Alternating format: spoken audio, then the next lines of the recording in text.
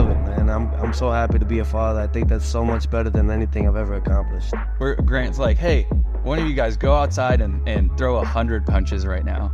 And anytime we talk about something that we want to get done, we always say it's already done. We already did it. Yeah. You know, I've made over $10 million in my career. I ain't fixed my teeth. I don't need to. If you can't get past the teeth, you can't get past who I am.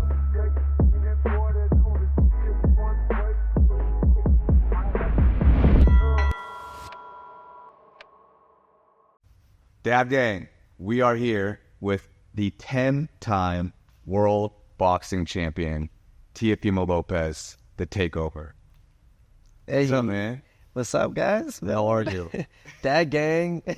Yeah, DadGang in the Takeover. Let's go, man. I'm doing great, honestly, man. It's great to be here. Just let's talk more about like what it is to be a dad.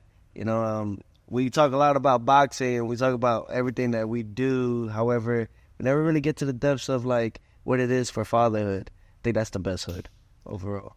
Yeah, man. And for me, it's super special to be here with you because my dad raised me watching boxing. I was born in Poland, 7 years old, moved to the U.S., and we were always watching like Andre Golota or Andre Golovkin? Oh, no, wait. No, Golota. He was like yeah, I think Golota is what they called him in the U.S., but we watched him. He was like Poland's pride boxer, and so when I told him, hey, I've been talking to Teofimo, he wants to work together, he's like, oh my goodness, he's a monster. Like so it's really awesome that you know you're doing with us, and it means a lot because I know my dad is super proud of this situation, and like you with your dad, you have the most special boxing relationship there is out there, I feel like, and he's been there, you know, according to a lot of things I've watched out there, he's been there since 2 years old trying to get you into Taekwondo, and at 6 years old boxing. And I think you mentioned somebody LaCroix. Milton LaCroix. He showed you some, or he asked you to show him some like boxing moves when your dad like stepped out of the gym one day. Mm-hmm. And since then, everybody's like, man, this guy's a natural. And correct me if I'm wrong, but your dad like didn't want you boxing initially. Yeah, when you're super young. He was doing it more so for himself. Yeah, he was doing it more so for himself, and I was just there, just like any father would bring his son to, and just watch. Yeah, and just one thing led to another, and it happened that way.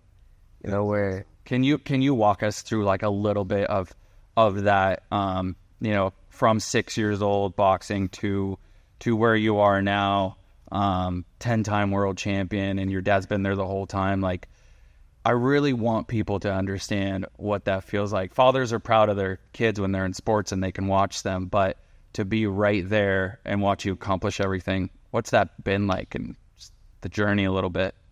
What's it really been like? I think that within itself is being rich, wealthy, and generational wealth, honestly, because who can we truly be as young kids, young men, or even women, right, so to speak, to come to this atmosphere and be this great without our parents, let alone fathers, you know? I think that I knew that growing up because I used to be around a lot of my friends, and a lot of them didn't have their fathers in the mix, you know? And little by little, you know, it kind of knocks common sense into you and be like, well, what I have here is actually worth a lot more than what I see. So I think that's what really connected me and my father a lot more. And you know, just that fatherhood situation, and not only that, but like having him there constantly, being my number one supporter, my number one so-called like cheerleader, and just really pushing that like needle for me to excel to the next level, because he saw potential in me that I didn't see yet. You know, he built me in a sense of confidence. He built me in a sense of being witty and all these extra things that come naturally now. I think that we all need that, and this is why it's very important to have what we have here today and what the type of movement, you know, you and Grant and everyone in the DadGang, you know, team is really pursuing here. I'm very, very, very grateful for it, and just seeing all that come together, you know, I wouldn't be who I am without my father. So yeah, I'm very fortunate, truthfully. Oh, it's really awesome, man. Yeah, that is awesome. You know, it's like seeing your dad, you know, in your corner when I go out to different sporting events right now with my son, I see a lot of dads in the stands, but those dads are still in their son's corner, you know. And so for you, under that one spotlight in the middle of the ring, you know, I wrestled for a while. So like it's nothing compared to what you've done and accomplished, but just that feeling of under the light where you don't have a team out there, you know, you don't have like physically in the ring with you. It's mano a mano your whole life growing up. But when you come back to that corner and you have your dad there and you have your team there, what is that feeling like when you're down and maybe you're down in a fight and he's like, hey, you need to go win this round, you got to do this, you know, what is that level of confidence that he brings you when you hear him in your corner and you're going back to him in that corner? Walk us through, like, what is that emotion when you get back that corner with him? I believe that the emotion really is just, okay, like he's seeing something I'm not seeing just there. You know, like it's so different when you're inside that ring, in that square circle, so to speak, and you're fighting that person in opposition. However, he's seeing it from a third point of view, you know, and even in a closer lens because he's been seeing me since forever, you know, and he's seen the best of me, the worst of me, the greatest of me. So all those components, when I hear him telling me these things, it's like for an obvious reason. So it's just a lot of trust, confidence, and like just relying more so on that source. Because I know at the end, like as a father, even though he's my trainer, my coach, and head trainer of my whole establishment, really, it's something more on top of that. It's a father that's also gonna want the best for him. He's not gonna put me there and risk me. You know, sometimes you see coaches in the corners with their fighters, and their fighters are getting massacred. Yeah, you know, we saw some of that this weekend. And the craziest part, though, is that they would still let them keep going throughout those rounds. Yeah. You know, and it's almost like being selfish in a way. Instead of protecting the fighter, it's more so like they're pushing for their own benefit. And that does a lot of damage, and that's why we see a lot of catastrophes in this, you know. So my father, when I hear him saying these things, I'm like, okay, oh, I'm not getting hurt. And then secondly, it's just like, all right, let me just keep following the plan that he has for me, and let's execute the best we can in those moments. So it's a lot of trust. You know, you don't see a lot of father and son duos anymore. That's why I call me and my father a dynamic duo. Yeah. Really. We're the dynamic duo. I think the whole boxing world and the scene of it, even in the entertainment world, they know if I'm there, my father should be there, you know? And it's dynamic. Right. You know, I get that a lot. Wherever I go, hey, where's your father at? Hey, where's your father at? And it's like, it's heartwarming to me because it's like we built that. Right. You know, and without him realizing, although I believe he is aware, he did that himself by just staying, you know, because he didn't have his mother or father. I didn't have my grandparents, you know. They passed away, and my father was only 17 by the time that. And imagine a turnaround. So I know I hear people here and there say, well, I didn't have my father at that time. I didn't. But that's the thing about generational curses. That's the thing about breaking chains, is that it's up to you now to decide how you want that to go for your next future kids. And my father decided to not turn his back with his kids, but face it. And look how the amount of successes, not just within me, but my sisters, and the amount of blessings we've been able to have because of the way that he stood as a man, and most importantly as a father. DadGang. Yeah, that's remarkable, man. One of the biggest things that stood out to me right there is saying that when you got back to your corner, your dad is seeing things that you aren't seeing when you're in the mix. And I think that speaks not just to boxing, but to life. Like, as fathers, we see our children growing up, and when they're going through their grow-up stages and they're, you know, whether it's something at school or something at sports or something with friends, you know, at whatever age they are, we are seeing it from such a different perspective because we have a little bit more clarity on their life when they're actually in the middle of the chaos. They're in the middle of maturing, going through puberty, kind of growing up, whatever it may be. We have that perspective as a father. And so to be able to have the trust that you have with him and to be able to say, you know what, I may not be seeing this the way he's explaining it, and I just have to trust it. And that trust is such a difficult thing for people to actually build, you know. And I talk, when I coach baseball, I try and get my baseball players to trust me. And so I'll ask them after we go through a really hard drill, you know, and they're getting very uncomfortable in learning the fundamental, you know, routine that I'm trying to get them to replicate in the rep, right? I'm trying to change their body, trying to get them, and I ask them at the end, I'm like, do you trust me? You know, do you trust me? What can I do to earn that trust? Because that trust is going to be so powerful, you know, to continue in those deep moments when you're exhausted and you just know, like, I mean, shoot, 10-time world boxing champion. You've been in the trenches. You know, you have been 12 rounds. That's insane. You know, I tell all my friends when they watch boxing, you know, and then they're trying to commentate on it, I'm like, go put gloves on and go hit that bag for a minute straight, and then FaceTime me. Oh, the 100 punches. Oh, the 100 punches in round 3? We were in a text thread. He maybe told you we were in a text thread, and round 3, you threw 100 punches, which was like, was it a round record for you? Most punches in one round, maybe? Yeah. No, for sure. Oh, okay. And we were in a text thread with our buddies. Shout out Tio. And Grant's like, hey, one of you guys go outside and throw 100 punches right now. Yeah. And it's just, it's mind blowing. Like just the boxing side of it too, you know, like I know we're mainly on fatherhood too, but it's like people don't understand how difficult this sport is, and to have your father always there for you. Like, cause we have this instinctive protection as dads, or your kid's like walking down the stairs and you don't want them to get hurt, right? Can you only imagine that layer of like fatherhood protection over, you know, you being a boxer?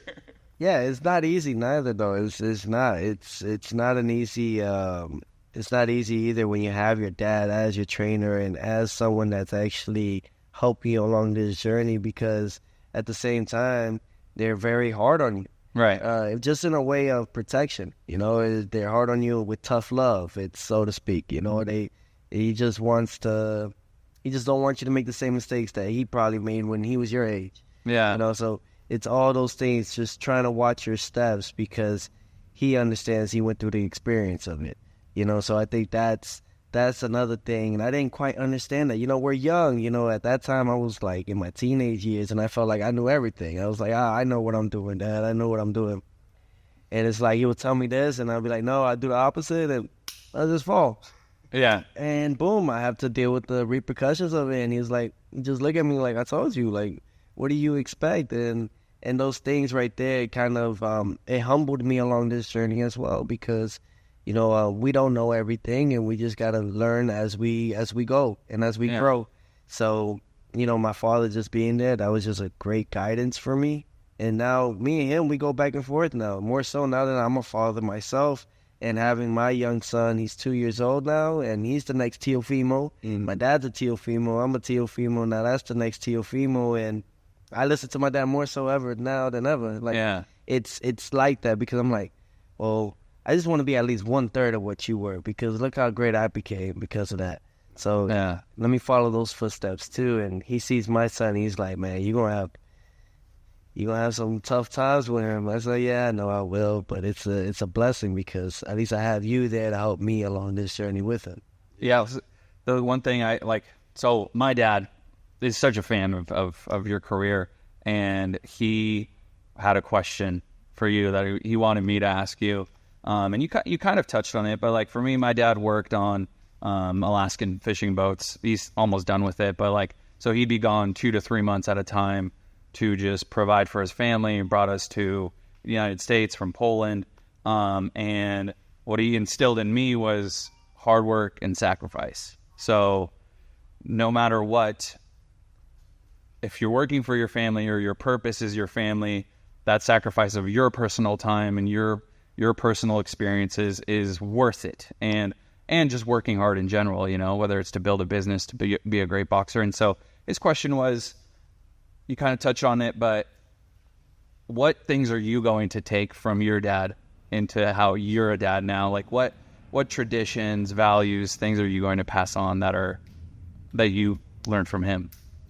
I think one thing I'm going to always say with my dad was that I'm going to take with me moving forward with my son and my future kids that come with this life path that I have. Believes that it's being having a young heart, you know, kid heart. You know, my dad is like that, man. His age may say something different, but this man is young at heart, and I think that's the beauty of it all. You got to be young with it, and by being that, he actually extends his lifespan on it. So that for sure. Discipline, much so discipline, and letting me and push my limits that I never thought that were capable of pushing. Yeah. So sometimes my father would be like, let's go at 2 a.m. Like, hey, let's go to the gym. Like, hey, let's go run. Damn. Like, yeah. This sometimes without no sleep, sometimes after sleep. And it was just that constant routine. It was where my father would have me train 3 times a day, and that it would be like 7 hours in total throughout the whole day. And that's on top of school. So, yeah. So it's just all those things. I think discipline would definitely be that main factor as well for my kids. And also letting them know, like, hey, I'm your best friend. Your best friend, too. I'm your dad, yes, and I'm going to be strong with you at times, but I'm also your best friend, and I want the best for you. Don't ever forget that. What about you? Yeah, no, I mean, that's it right there. And, it's like you are their best friend, and you're so much more than that because you see so much more of their life than they can see. You're molding them from the mistakes you've made, and you don't want them to make them, from things you've learned over that time that you want to implement them that you never had the chance to. And I think now more than ever, we're in a time where dads are able to be a lot more present. Like for me, my family, we have an auto shop in the industrial section of South Seattle. And so we have, since 1935, it's called Jack's Payless Auto Parts. My great-grandfather worked there, gave it to my grandfather, gave it to my dad. All my aunts and uncles worked there. They lived directly behind the auto shop. My grandpa lived right down the alley. And so literally the whole family worked there. And I was really one of the first ones to step away because I wanted to take what they have all instilled in me. And I know that there's a bigger and greater world out there. I just have to go and I have to attack that and I have to embrace that, and so it was tough leaving home with my wife and my son when our son was 1 because we moved down to Los Angeles and we have 0 family down here. But I did that because I'm looking at my son. I'm like, there is more to life that we have to grab that is greater than what we can attain right here if we stayed home where our roots are. And so I think, growing up and staying disciplined as far as, a father, because once you become a father, that's a whole nother level of discipline you got to crack into. Now it's like your whole schedule is revolved around raising, then your legacy, and for you are world renowned. Like everybody across the globe knows your family, knows you. And so what is it like bringing life into this world, knowing that your son and your future daughters or your future kids or whatever, are going to have that global name, that impact, and be able to truly have a world embrace that? I think I think from it all, it's great. However, it's pressure that our kids don't need, because sometimes the world could be like, oh, you're not going to be as great as what they did or what your dad did or so. And I don't need that for them. I think really what it's great. It's pros and cons. It's pros and cons. And all you could do is teach them young and teach them wise early, teach them that type of wisdom early and let them know like the kind of ins and outs. Some people are going to hit you with these words, and maybe I might even say it to them. Just train them. Yeah. Because as a father, you kind of train them in that form of when they hear it from the outside, they're like, well, my dad does something. This is all white noise. And I think that's one thing I may start implementing so on as they get older. I'm not going to be like crazy tough on them like that. However, it just don't want to set them up for something that is not needed. They're great within themselves, and they have a father that has bled, sweated, and cried for the sport that he did. Yeah. And that's really it, and just showing them that what I have, they also too have in them, and they just got to find it. And I'm there to support them, and along as, and their mother too is there to support them to make sure that we're there to make sure that they find what's their avenue, what is it that they're gifted at, what their talents are at. As long as we're there supporting them, that's all that matters. And yeah, I think overall, I think that it's going to be a great turnaround to see who I truly am, even outside of my sport. Yeah, that's big too, because just going to the fight the other day and some of the preliminary fights, I think it was like the second fight in, and there was a couple guys like two groups of guys like arguing back and forth in the stand, just going nuts. Like, oh yeah, that was a good fight too. It wasn't in the ring. Yeah, and it's just so wild to see the amount of animosity and the amount of hate and the amount of passion that fans have, that, you know, they may be struggling in their life, and then kind of bring that negative energy and put it on you and your family, you know, like if they have money on somebody else, you know. And so for you and your family unit and how you guys stick together, you know, what is it like when you know that there are people out there who are truly, you know, rooting against you? You know, it's... Well, that's why I don't really advertise or post even when my siblings have their birthdays, or let alone not much so of my I do a little bit here and there of my nieces and nephews, but not to that extreme, because in reality, I think privacy is peace, you know, and they need that, you know, just because of my let's just say my building and what chaos it comes with. They don't need to feel that, you know. I think they just need to understand that this is what comes with it. I can handle it because I was molded into it, and I'm just there to support them in a different way. So, but this is what it is. You're going to get the love and you're going to get the hate, but when we're gone, we get the love immensely. So it's not really hate. I think it's really just people that they just don't know what they want to do, so they hurt people, you know, hurt people, and I think that's just it, you know. But it's part of the game. It's part of boxing. It's part of all sports and genres and actresses and all entertainment. So I think before it used to hit me a little bit more. You know, as I'm getting older now, 27 now, it's not the same. I think it's just like I just smile and laugh at it, because when we're there and they see me, it's all love. Yeah. I'll jump in, but like, yeah, I've especially like removing the sport even. It's so important to, in nowadays, like teach your kids about processing negative feedback, or like social media is everywhere, you know, like kids use Snapchat and TikTok's huge, like in the younger demo, and Instagram, and like you're almost, it's sad, but society's at a point where like how many likes and comments you get tends to be some people's like personal judgment of themselves, and or it's followers. Yeah, exactly. But and that doesn't amount to, you know, we worked in several industries for over 12 years now, and it's like followers doesn't always mean good business, and it doesn't always mean great exposure and all these things. But like, especially for kids growing up in a social media digital world where likes and follows and comments are kind of like this new social currency, I think you get it the most. You know, people that aren't fans of you will write negative stuff on your posts, and obviously the people that love you will write the great things. But like, you probably have the best example when your kids get older of like blocking out all that noise, right? Because your focus already has to be so immense on your opponent and your strategy and going into a fight. But like, how would you pass on that message, or how do you deal with blocking out? Even like, you know, we're working on a cool brand deal here, right? But when you have a fight coming up, you gotta throw all that to the side. So how do you deal with like locking in and focusing over the years? I think first and foremost, and not to like really throw it in there, but having faith. So faith is God, you know. So you have that in you.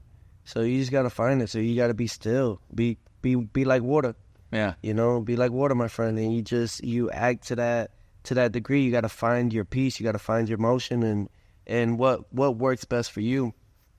People can say a lot of things, but what have they done?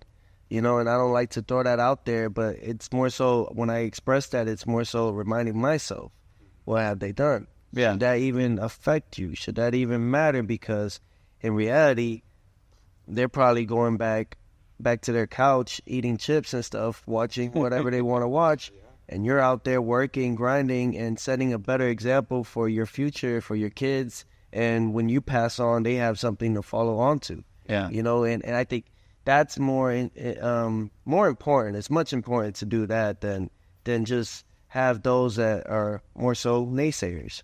So you just got to keep training your mind, train the brain, keep training yourself. Like, this is what comes with it. This is what happens. And all this that I've ever dreamt for is here now. So I'm living a dream. Right. You know, so keep dreaming big. it's going to keep coming. So, love it. Just have fun with it, though. Yeah. Man, you say those words, and how just from the little bit of time we got to hang out at the gym, I know right when you left, I was telling my buddies, I go, that is one of the most genuine just people I've met that has a true love for life. The way you held yourself, the way you introduced yourself, the way you just enjoyed, it just seems like you are so at peace, and that is so powerful. And I hope that anybody who watches this who may not be a fan is able to take that boxing layer and peel that back and understand like who you are as a man and like as a father, and what you are truly putting out into this world, not just as a boxer, but just the good love that you bring the world, man. Because it was cool. Like when we met at the gym, and then right when you left, I think I called him immediately. I was like, that seems like one of the most at peace men I've ever met. Just the way you moved, carry yourself, smiled. It was truly inspiring to feel and be in the presence of. So all those things, and then you let everyone else figure that out, and I think that's the beauty of having a kid. You just focus on that. Yeah. The world that gets like this, when you focus on your child, is just phew. And in those moments when you're focusing on your kid and stuff, nothing else matters. Nothing else matters. And I see a lot of think of it like this. My father, he's like what's the word? Like a visionary. Vision, like, yeah, right? Yeah. Visionary and stuff like that. My father has that. And I noticed that with my son when we're in the gym and we're training, and my dad's there training me, and he's watching. He's looking at my steps and everything. And I see something with his eyes just like a download. And I was just like, what was that? And I think that comes from my father, as far as that he has that quick reflex to catch on to things. He has a great eye, so he mimicked it quickly. And the beauty, the funny thing is, the irony is that my son is more southpaw than orthodox, and I started orthodox. He's southpaw. He's the opposite, but it's still the same. And he has the components of my grandfather, my father, and now me, all in him now. So it's just only going to get better. Yeah. And it's only going to get greater. So if they're worried about me now, wait till you see how he gets. Yeah. Because no matter whatever sport, whatever entertainment, whatever education he wants to go into, he'll be the greatest at it. Yeah. No matter what. Because one thing my father always told me, you never give up. You never quit. It gets hard, and it's meant to get hard. Everything's meant to get hard. And the only reason why it gets hard is because you're right there at the top of the mountain. And it's a point where people are trying to bring you down so that you don't accomplish it to see a better view of God. They feel what's about to happen, and they're trying to suppress it, is what it could be. And it, like Bart and I, we've been best friends for over 15 years. And anytime we talk about something that we want to get done, we always say, it's already done. We already did it. Yeah. It's already done. And we manifest everything. Like for so many years, we've always just kept manifesting, and it just like, it's already happened today. It happened yesterday. It's already done. Yep. Done deal. You know what? It's funny sometimes. I'll be like, man, I want to get a workout in today. Grant's like, it already happened. And I'm like, no, it has not happened. But no, it is like the best energy to carry, because when it comes to whether it's boxing or whether it's business goals or whether it's something you want for your family, like the attitude of I won't get there won't get you there, right? And so just saying it's already happened or it's already here might sound delusional to a common complainer or something, but like just to sit down and be with yourself and say, yeah, it's already happened, it's already there, and then I'm gonna get it. That's kind of the mentality we carry as a brand too. And that's the beauty of it, and why it's so successful now, and how much more is going to grow into that successor later on. So, you look at all those things, and look how much effort it was. It wasn't even that much energy that had to be thrown in there. Yeah. But when you hate and retract and all those things, that's a lot more strain that you could use for good. And it's just some people just can't quite understand it because, misery loves company, and they're just going through their own life traumas, and maybe they'll get it later on. Yeah. You see so many great successors and people that are successful in just in general, 40, 50 years old, that have done it. We're in our prime. Yeah. In our prime right now, and we're doing it. Right. So imagine then when we're at that age, they're just catching on. Yeah. What do you, like, boxing aside, what do you want? Like, people to know about you? Who is Teofimo Lopez, the person? Oh, just me, authentic. You know, I've made over $10 million in my career. I ain't fixed my teeth. I don't need to. I don't need to. Embrace me for who I am. If you can't get past the teeth, you can't get past who I am. I like that. I do too. Yeah, so God created everybody in his perfect image, so embrace that. I love that. So I think if you really want to know who I am, after all this, it's just be you, man. It's the best part of you. It brings out out of everything, that unique. Yeah. You know, so just be that, man. And I promise you, God will continue on. The more people retract and try to fit in, you'll always be out of God's vision. Yeah. No need to fit in. No, I love that. I do too. I think that's really powerful. And for anybody who's watching right now at home or at work or on break, you know, I encourage you to really try and peel back that first layer of just what you see as Teofimo the boxer and look at him as Teofimo the man. You know, Teofimo, who he is as an individual. Because if you ever floated on the side of having any negativity towards him, from meeting him and, you know, and getting the chance to get to know him, you just got to give yourself that opportunity, and you'd be steering yourself wrong if you didn't. So I implore you to and look past if you guys have ever hated or put shade on him, because he's one of the most genuine people that I've come across, and he has a true love for life. And I think if you can find that common ground, that's what our world needs in this day and age. Yeah, I think, thank you. Yeah. Thank you, Grant. And I think, honestly, like, right now, I could get my dream car that I wanted, which was Rolls-Royce Cullinan. I could buy it off the lot today. Clean. And for what, though? I think that what's better is probably investing it for my kid. You know, what he's going to do with a car. You know, although Rolls-Royces don't lose its value, especially those type of vehicles, I think he doesn't need that. He needs something better than that. So it's the also greatest thing about having your success, and God giving you these things is also a testimony to see what you'll do with them.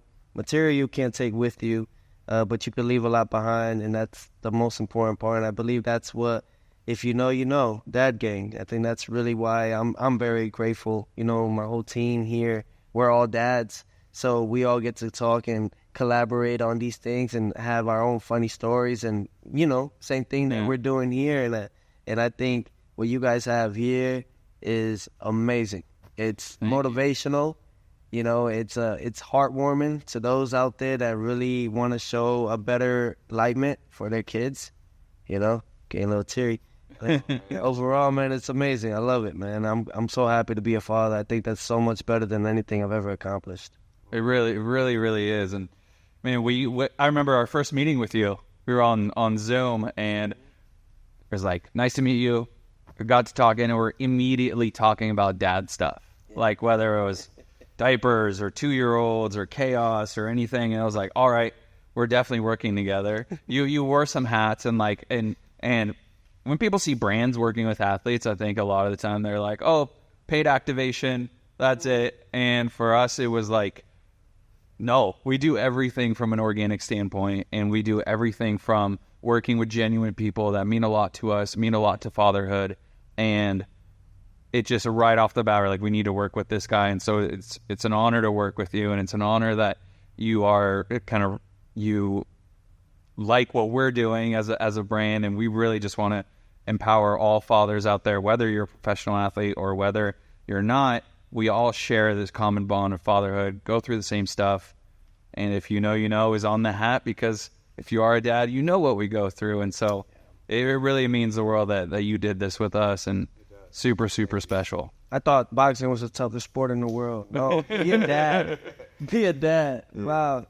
It's definitely a different, different task at hand. But I love it. I'm all about growth. I've always said it.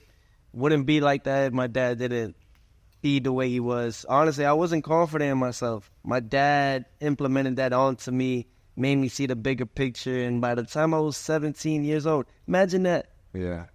I had to wait till I was 17 years old, already like 11 years in completely in that sense. And if we think about it from 2-year-old competing, man, just from that time frame, yeah, now I have the confidence all I can ever ask for, you know. So, and just adding more to it, you know. You just gotta inspire. I've done everything. Hall of Fame. That's all I ever wanted to accomplish, was being in the Hall of Fame. Did it at 25. We're at the end. Got it. Well, number 15, we get an award, Best Fighter and Best Trainer of the Year. Yep. That's incredible. Wow. Which is where they do the Boxing Hall of Fame. Yeah. And they say that I'm the first in 12 years. I think 11 or 12 years, I'm the first active that they're going to receive they're going to present the Fighter of the Year to an active fighter. Wow. That's incredible, man. Congratulations. Yeah, just more history, more stuff. Yeah. They can't lie in numbers because they never show us the numbers, man. You know what I'm saying? There's something very weird going on between my son and his contracts. They don't want to show him his contracts.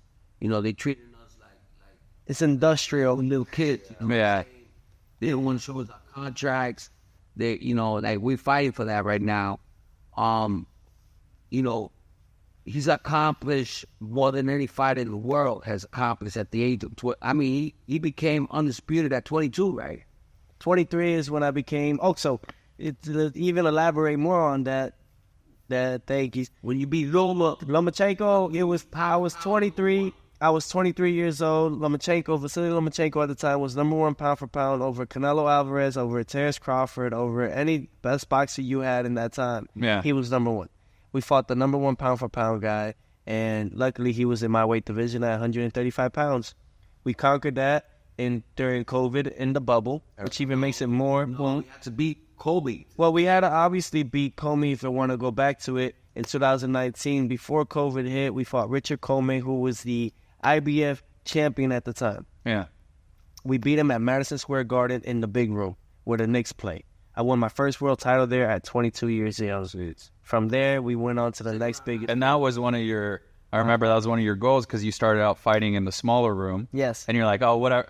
I'm glad I'm here. I'm blessed and thankful that I'm here, but I'm going to get to that big room one day. Yes. Right? Yes. And we finally were able to accomplish that. And what better way, you know, you win somewhere, you know, I was born in New York, so that's a dream come true right there in itself. So in front of my family, in front of my hometown, truthfully, just doing all those things in my origin, we conquered that at 22 years young in the big room. If you can make it in New York, you can make it anywhere, like Frank Sinatra has explained, you know, and it's the mecca of boxing, you know, freaking, that's where they had Joe Frazier and Muhammad Ali. Yeah. You know, so Great thing to see about that round was, and then this even comes. it was screenplay. Like, you know, I told him, I said, listen, you're going to come strong. Okay, you're going to drop him. Just like that. I was just telling him like that. I said, you're going to drop him. Because I know who Coley is. Nobody's ever dropped Coley. Mm-hmm. I said, you're going to drop him with a right hand. You're going to get up. And as soon as he get up, I want you to throw like 100 punches until the referee stops it. Exactly what happened. Bro, exactly what happened. That's why we call him, he has another name, a.k.a. known for as Nostradamus. Nostradamus. Him being champion at 15 pro fights. Yeah. When he only had like 7. Yeah. Everybody called me crazy. Well, then I predicted that him beating Lomachenko for all the belts at 16 fights. And it happened. Bro. So that manifesting thing we were just talking about, this guy might be the one. Listen, I got something with the creator. I don't know what it is, but I felt it right in my stomach, and I called it out. Yeah. And without no doubt at all. It could have happened at 14 fights. It could have happened at 20 fights. Mm-hmm. The way it happened, it was just crazy. And everybody just thought I was crazy. And I said, nah. You have a better chance of hitting the lottery than when he has. Listen, I called it. I said, he going to be champion in 15 fights. Yeah. Then we're going to beat Lomachenko and take all his belts in 16 fights. Exactly what happened. That's another thing, though. It's not just a coach, but a father that believes in his kid so much. And a lot of people never quite understood it. So that's the real. No, of course not. Oh, yeah. Yeah, but then that all resonates back to everything. What we have goes back to the Father, for the Father of fathers. Yeah, right? Of course. So that all is an alignment of God's will. And this only happens when you don't care about anything but the love of your son.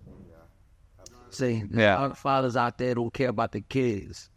I told my son, we're going to do this. We ain't going to get hurt.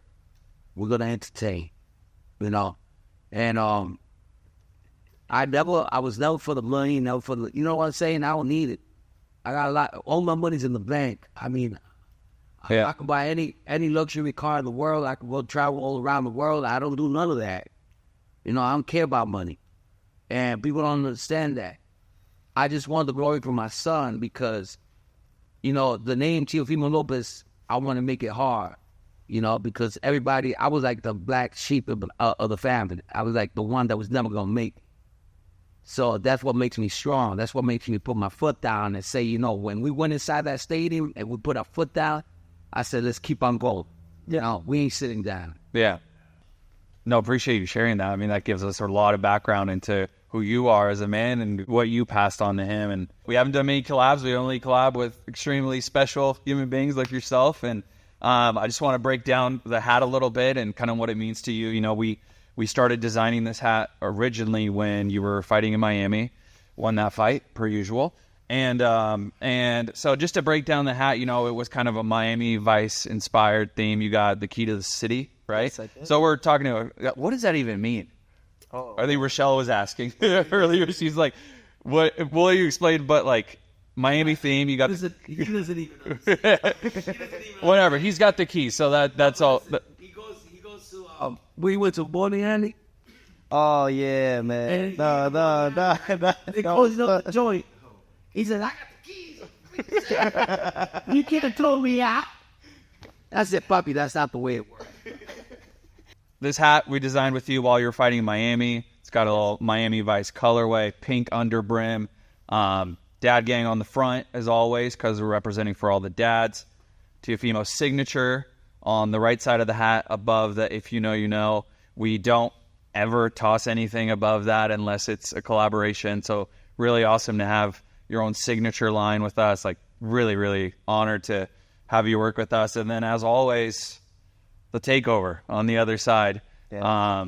So these are super limited edition release. And as always, we love doing partnerships with athletes, with people like yourself, and not only just to release one hat and that's it, right? We'd love to continue building a special relationship. Obviously, support anything you guys are doing, anything you have. Obviously, we'll always support your fights and events you have, but anything you're building outside of boxing, anything you're getting into, we're always there as a partner. And so super excited about this hat coming out here. And it's got the pink button up top. At first, we had the black, but TL said, no, I need that thing to be pink. So just to recap real quick, hat is coming out very soon. If you're watching this right now, maybe it's already out. So those are the details of the hat, and super, super excited to be partnering with you guys, yourself, with the takeover, and taking over. Where can we buy them at? Oh, you can buy these, as always, at dadgang.com. There you go. Yeah, with that being said, too, we can't wait to see you fight in Los Angeles with a sold-out crowd, and you turn around in the rain before the fight starts, and you see a bunch of DadGang hats just all going crazy for you out there. Because there's one thing, when you put this hat on, it doesn't matter your background, it doesn't matter what you've been through, it doesn't matter where you're going. When you have this hat on, it's a dad. It's a meaning. Yeah, it's a meaning. You know that there's a dad there. They're doing what they can for their family. And, no words need to be shared. When you see that, it's just, man, I get it. Heart to heart, man. I wish you and your family the best. And so I thank you for this opportunity. It's been an absolute honor and a blessing. And if we could end it with a message you want to leave your son, that would be awesome. Okay. Well, it's coming to get you. There you go. That's my cue, man. To my son, Teofimo Liam Lopez, I love you. Daddy loves you forever and always. Keep being who you are. You make my day every day. And every night I think of you. So thank you for just being my biggest inspiration and my biggest anchor to everything that I do. I wouldn't be who I am, and I wouldn't be DadGang without you. So I love you, Liam. Always. Teofimo. Let's go. Awesome. DadGang. Take over. On the way. You got to be checking out. Woo. Awesome, man. Let's go. Love that. Bro, thank you so much, man. You guys are awesome, bro. For real. Thank you. And thank you for the great, dude. The honesty, the transparency. And we got some